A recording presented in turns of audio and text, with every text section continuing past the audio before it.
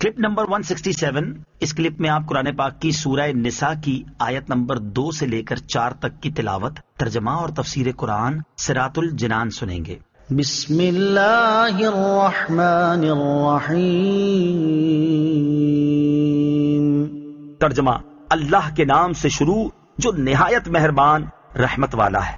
وَآتُوا الْيَتَامَىٰ أَمْوَالَهُمْ وَلَا تَتَبَدَّلُوا الْخَبِيثَ بِالطَّيِّبِ وَلَا تَأْكُلُوا أَمْوَالَهُمْ إِلَىٰ أَمْوَالِكُمْ إِنَّهُ كَانَ حُوبًا كَبِيرًا. ترجمہ: اور یتیموں کو ان کے مال دے دو اور پاکیزہ مال کے بدلے گندا مال نہ لو، اور ان کے مالوں کو اپنے مالوں میں ملا کر نہ کھا جاؤ، بے شک یہ بڑا گناہ ہے. وَآتُوا الْيَتَامَىٰ أَمْوَالَهُمْ، اور یتیموں کو ان کا مال دو.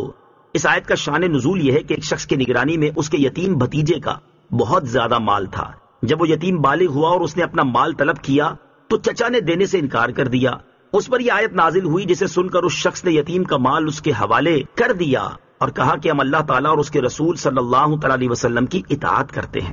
آیت کا مفہوم یہ ہے کہ جب یتیم اپنا مال طلب کرے تو ان کا مال ان کے حوالے کر دو، جبکہ دیگر شرعی تقاضوں کو پورا کر لیا ہے، اور اپنے حلال مال کے بدلے یتیم کا مال نہ لو جو تمہارے لیے حرام ہے، جس کی صورت یہ ہے کہ اپنا گھٹیا مال یتیم کو دیکھ کر اس کا عمدہ مال لے لو.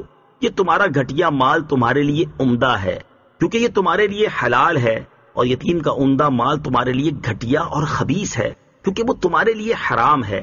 یہ بھی معلوم ہوا کہ جب یتیم کا مال اپنے مال سے ملا کر کھانا حرام ہوا، یعنی گھٹیا معاوضہ دے کر کھانا بھی حرام ہے، تو بغیر معاوضے کے کھا لینا تو بطریق اولا حرام ہوا.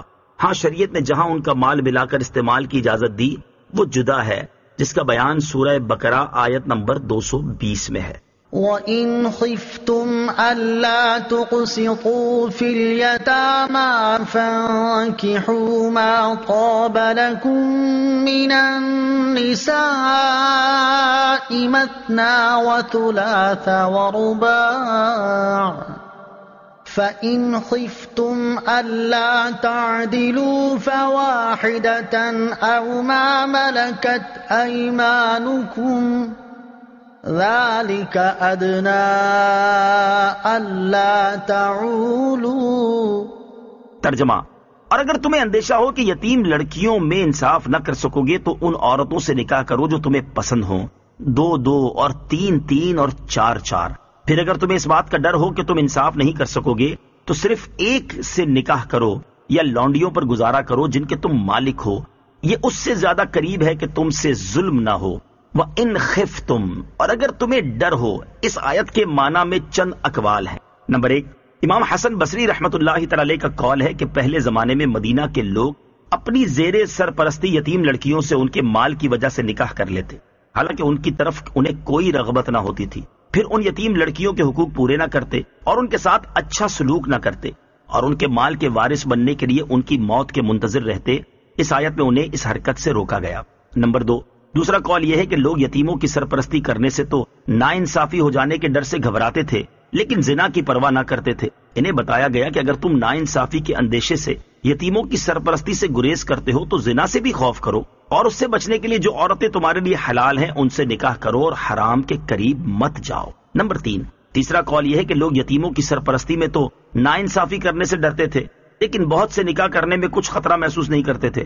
انہیں بتایا گیا کہ جب زیادہ عورتیں نکاح میں ہوں تو ان کے حق میں ناانصافی سے بھی ڈرو جیسے یتیموں کے حق میں ناانصافی کرنے سے ڈرتے ہو، اور اتنی ہی عورتوں سے نکاح کرو جن کے حقوق ادا کر سکو. نمبر 4، حضرت اکرمہ رضی اللہ تعالی عنہ نے حضرت عبداللہ ابن عباس رضی اللہ تعالی عنہما سے روایت کیا کہ قریش 10 بلکہ اس سے زیادہ عورتیں کرتے تھے، اور جب ان کا بوجھ نہ اٹھا سکتے تو جو یتیم لڑکیاں ان کی سرپرستی میں ہوتی ان کے مال خرچ کر ڈالتے. اس آیت میں فرمایا گیا کہ اپنی مالی پوزیشن دیکھ لو اور 4 سے زیادہ نہ کرو تاکہ تمہیں یتیموں کا مال خرچ کرنے کی حاجت پیش نہ آئے. نکاح سے متعلق 2 شرعی مسائل. نمبر 1، اس آیت سے معلوم ہوا کہ آزاد مرد کے لیے ایک وقت میں 4 عورتوں تک سے نکاح جائز ہے. نمبر 2، تمام امت کا اجماع ہے کہ ایک وقت میں 4 عورتوں سے زیادہ نکاح میں رکھنا کسی کے لیے جائز نہیں سوائے رسول کریم علیہ الصلوۃ والسلام کے اور یہ بات آپ علیہ الصلوۃ والسلام کی خصوصیات میں سے ہے۔ ابو داؤد کی حدیث میں ہے کہ ایک شخص نے اسلام قبول کیا، اس کی 8 بیویاں تھیں۔ نبی کریم علیہ الصلوۃ والسلام نے فرمایا ان میں سے صرف 4 رکھنا، فَإِنْ خِفْتُمْ أَلَّا تَعْدِلُوا، پھر اگر تمہیں عدل نہ کر سکنے کا ڈر ہو۔ اس آیت میں 4 تک شادیاں کرنے کی اجازت دی گئی، لیکن اس کے ساتھ ہی فرمایا کہ اگر تمہیں اس بات کا ڈر ہو کہ ایک سے زیادہ شادیاں کرنے کی صورت میں سب کے درمیان عدل نہیں کر سکو گے تو صرف ایک سے شادی کرو۔ اسی سے یہ معلوم ہوا کہ اگر کوئی 4 میں عدل نہیں کر سکتا لیکن 3 میں کر سکتا ہے تو 3 شادیاں کر سکتا ہے، اور 3 میں عدل نہیں کر سکتا لیکن 2 میں کر سکتا ہے تو 2 کی اجازت ہے۔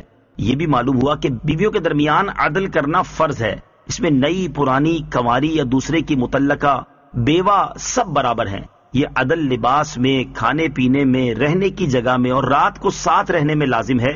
ان امور میں سب کے ساتھ یکساں سلوک ہو۔ وَآتُوا النِّسَاءَ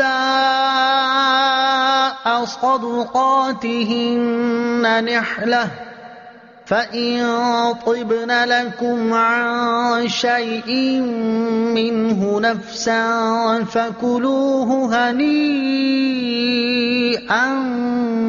مَّرِيئًا۔ ترجمہ، اور عورتوں کو ان کے مہر خوشی سے دو، پھر اگر وہ خوش دلی سے مہر میں سے تمہیں کچھ دے دیں تو اسے پاکیزہ خوشگوار سمجھ کر کھاؤ۔ وَآتُوا النِّسَاءَ صَدُقَاتِهِنَّ نِحْلَةً، اور عورتوں کو ان کے مہر خوشی سے دو۔ اس آیت میں اللہ تعالیٰ نے شوہروں کو حکم دیا کہ وہ اپنی بیویوں کو ان کے مہر خوشی سے ادا کریں، پھر اگر ان کی بیویاں خوش دلی سے اپنے مہر میں سے انہیں کچھ تحفے کے طور پر دے دیں تو وہ اسے پاکیزہ اور خوشگوار سمجھ کر کھائیں، اس میں ان کا کوئی دنیاوی یا اخروی نقصان نہیں ہے۔